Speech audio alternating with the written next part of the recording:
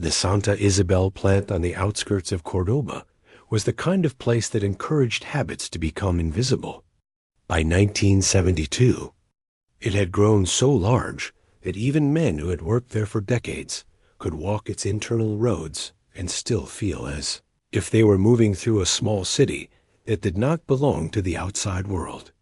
The night shift was quieter, and because it was quieter, it depended on routine more than anything else. One of the security workers had the simple task of checking doors, lights, and locker rooms, moving from building to building in a slow circuit that rarely changed. He knew the order of rooms by memory, and could often tell where he was by the echo of his footsteps alone. That night in September began in exactly the same way, with the same gates, the same keys, and the same empty corridors that never seemed to remember who had passed through them. Near the middle of his rounds, he returned to a changing room he had already checked once before. The doors were still locked, the corridor was still empty, and the air inside was still heavy with the faint smell of metal and soap.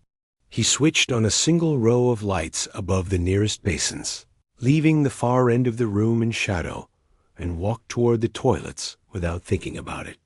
The lockers along the walls were closed, and the shower cubicles stood in their usual lines like narrow stalls in a quiet market.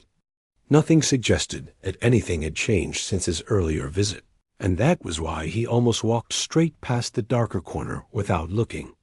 It was only the sense of a shape where a shape did not belong that made him stop. At first, he thought it was another worker sitting in the half-light, someone tall and resting on the edge of a basin, but the longer he looked, the less the idea seemed to fit.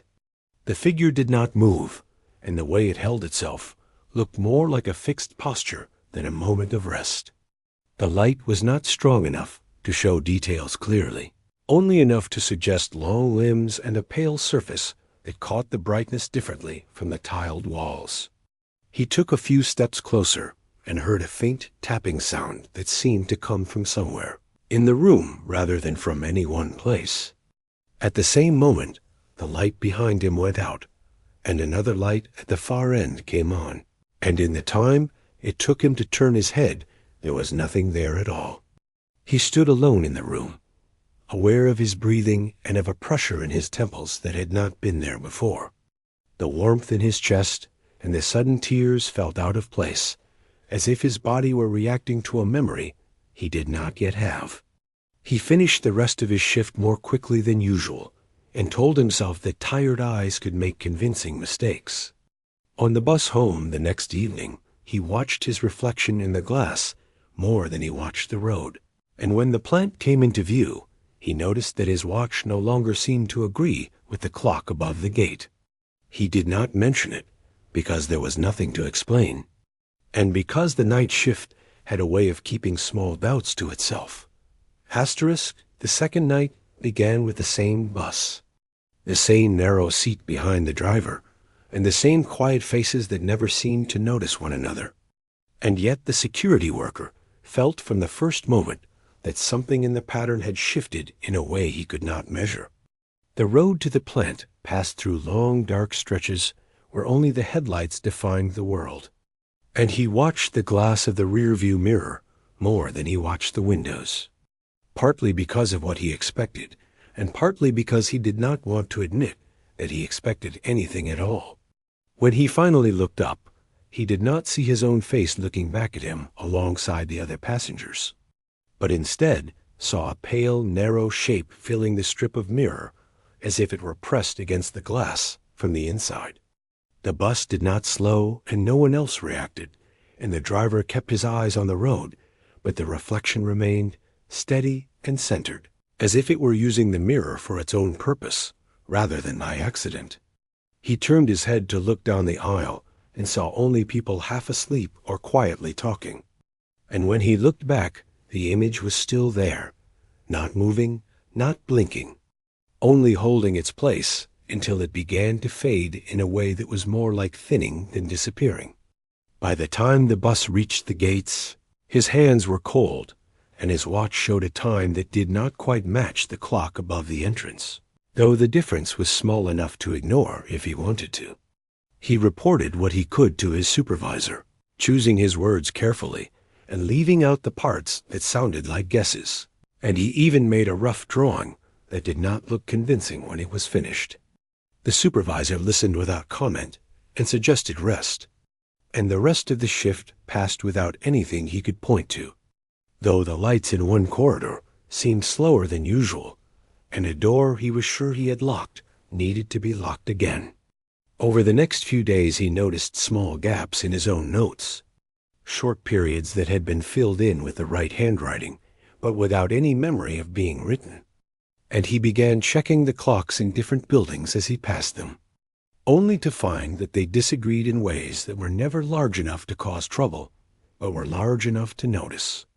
The plant continued to run, machines starting and stopping on their schedules, buses arriving and leaving, guards changing shifts. And yet he felt as if he were moving through a place that was no longer keeping a single time, and that whatever he had seen was not interested in being seen again so much as in leaving traces that could be mistaken for ordinary mistakes. He kept working because work was what made the nights pass, and because nothing had happened that could be named. But the mirror on the bus and the dark end of the changing room stayed with him in a way that did not feel like memory, more like a measurement he could asterisk.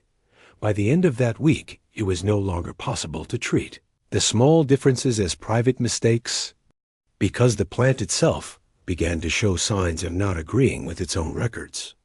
An administrator who spent his nights moving papers between offices started to notice that the distances between familiar buildings seemed to change depending on which road he took.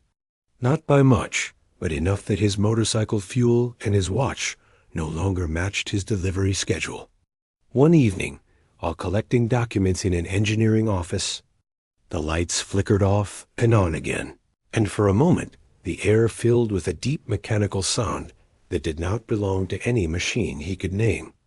And then everything returned to normal, as if nothing had happened.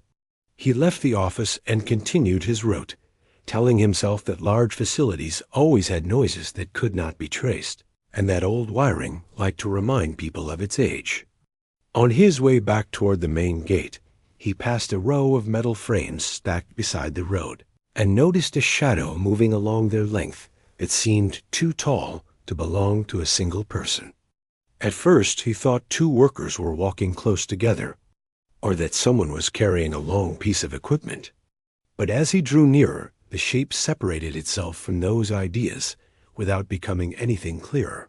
His motorcycle engine began to falter and stopped altogether, and the wheels locked as if the brakes had been applied by someone else.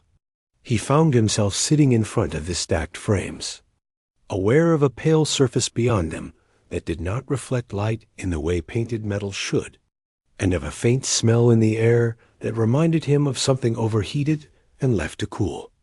He tried to raise a hand and felt a heaviness in his arms that did not belong to fatigue. And for a short time that he could not later measure, he remained where he was, listening to his own breath and to the quiet ticking of a watch that did not move its hands. When the road was empty again and his motorcycle responded as if nothing had been wrong, he drove straight to the security office and told the guard what he could, leaving out the parts that sounded like guesses and focusing on the parts that could be checked. They went back together and found no one there, but the ground near the frames showed two shallow marks pressed into the dust, and the metal itself felt warm in a way that did not match the cool night air. The guard wrote a brief note and suggested rest, and the administrator went home with a headache that lasted into the next day, during which his partner mentioned that he had spoken in his sleep about machinery. When he returned to work the following night, he tried to ignore the way his watch still did not keep time with the wall clocks, and the way some corridors seemed longer than they had been. But late in the shift, he heard the same deep sound again and saw a bright reflection outside his window that did not come from any vehicle, and for a few seconds he thought he saw the same tall shape standing in the waste ground before it moved away. into darkness that did not quite close behind it. After that night, the idea that the plant was simply a collection of buildings began to feel less certain to the people who worked there after dark, because too many small details refused to stay where they belonged. The administrator did not speak much about what he had seen, but he started writing down times more carefully, and the pages of his notebook began to show crossings out and corrections that did not match his memory of making them. In another section of the complex, a delivery driver arrived at the gate looking confused and unwell, insisting that he had taken the same route he always took, and yet had somehow reached the plant far later than expected. And when his paperwork was checked, his stamps did not agree with the clocks on the wall. A few workers complained about brief headaches or a strange warmth in the chest that came and went without reason, and one of the guards noticed that the lights in certain corridors now flickered at the same time every night, even though the wiring diagrams said they should not. None of these things were enough on their own to become an incident, and each could be explained away by fatigue, by old equipment, or by the simple habit of people noticing patterns once they had been given a reason to look for them. Still, some areas of the plant grew quieter than usual, not because anyone was told to avoid them, but because people began to take slightly longer routes without quite admitting why. The administrator, trying to prove something to himself, took his motorcycle out again, late in the shift, and followed the road past the stacked metal frames. And though nothing appeared, his engine hesitated in the same place, and his watch lost several minutes that he could not account for. In the security office, reports started to include times that did not line up, and a supervisor quietly adjusted them so that the files would make sense later, telling himself that no one would thank him for leaving obvious gaps in official records. The first security worker continued his rounds and did not see the shape again, but he began to notice that some rooms felt colder or warmer than the corridors outside them, and that the echo of his footsteps sometimes arrived a moment later than it should. One night, while checking a storage area, he found a set of lights already on that he was certain he had turned off an hour earlier, and in another building he discovered a door unlocked that had no reason to be. When he wrote these things down, the times next to the notes looked correct, and yet he could not remember stopping to write them. The plant kept producing vehicles, the buses kept arriving and leaving, and the city beyond the fence went on as it always had. But inside the complex, there was a growing sense that time and distance were no longer being measured by the same rules everywhere. Nothing dramatic happened, and that was what made it difficult to talk about, because there were only these small, persistent differences, like the way a familiar room can look wrong without anything in it being out of place. And by the end of the week, several people were quietly counting minutes in their heads and checking their watches against one another, even though no one could say exactly what they expected to find out by the time the fifth night came around. It had become difficult for anyone on the late shifts to pretend that the plant was only misbehaving in harmless ways, because too many of the small problems were beginning to gather in the same places and around the same hours. The administrator arrived early and stayed late, trying to make his routes line up with his notes, and the security worker found himself checking certain corridors twice without remembering why he had decided to do so. In one of the assembly buildings, a team reported that a machine had shut itself down, even though the control panel showed no fault. And when power was restored, the internal clock of the system was nearly 20 minutes behind the wall clock, a difference that no one could explain, but that was corrected anyway, so production could continue. Near midnight, the lights in 3 separate sections flickered in the same slow pattern, and though maintenance was called, the effect stopped before anyone reached the first building, leaving behind only the uncomfortable awareness that it had happened at all. The delivery driver, who had arrived confused earlier in the week, refused to take his usual route and instead circled the long way around the complex, saying only that the shorter road did not feel the same. And no one pressed him for details, because they had begun to understand that details did not always stay where they were put. The administrator passed the stacked metal frames again and felt his engine hesitate, and this time he stopped on purpose, listening to the cooling ticks of the motorcycle and to the distant hum of the plant, and noticed that the air carried the same faint, overheated smell he remembered, though there was nothing nearby that should have been warm. He stood there longer than he intended, and when he looked at his watch, the minute hand was not moving, and when it began again, it did so with a small jump that he could not convince himself he had imagined. In the security office, 2 guards compared notes and found that their recorded times overlapped in ways that suggested one of them had been in 2 places at once. And rather than argue about it, they simply rewrote the entries so the log would make sense to anyone who read it later. The first security worker, walking through a changing room that should have been empty, felt the room's temperature shift as he crossed the threshold, not sharply but enough to notice. And for a moment, he thought he saw a darker shape within the darker end of the room, though when he stopped, there was nothing there and no sound except the distant movement of air through the vents. He stood still longer than usual, then moved on, and afterward could not say how much time had passed.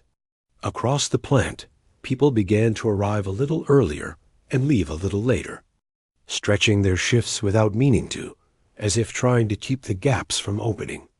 And the complex continued to run and to produce and to record its own activity, even as it became harder to say which clock or which note or which memory should be trusted. And by the end of that night, there was a shared understanding, never spoken aloud, that whatever was causing these differences was no longer something that could be waited out. Asterisk. In the days that followed, the Santa Isabel plant did not close, and there was no announcement that anything unusual had ever happened, which in some ways made the final change harder to notice than any of the earlier ones. The night shifts continued, but the routes people took became simpler, as if the complex had quietly learned to guide them away from certain areas without giving any instruction. The stacked metal frames were moved to a different yard. The lights in the corridors were adjusted, and several clocks were replaced at the same time, not because they were broken in any obvious way, but because it was easier to start again than to keep comparing them.